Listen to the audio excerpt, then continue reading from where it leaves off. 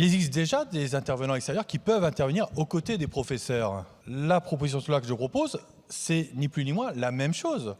En aucun cas, les intervenants extérieurs seront seuls par rapport aux élèves, puisque le Code de l'éducation prévoit qu'en aucun cas, les élèves peuvent être livrés, exposés seuls à un intervenant extérieur sans être avec le professeur. Donc, il n'y a pas de sujet là-dessus.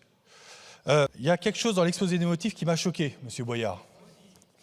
Je vais vous dire ce qui m'a choqué.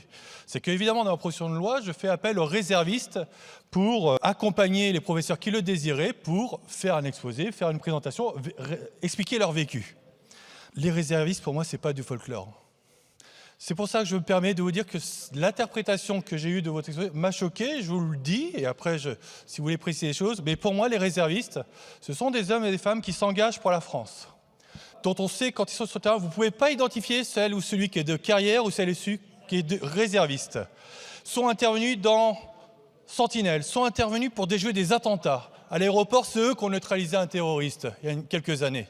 Ces hommes et ces femmes, ce n'est pas du folklore. On doit les respecter, on doit les soutenir et on doit les défendre.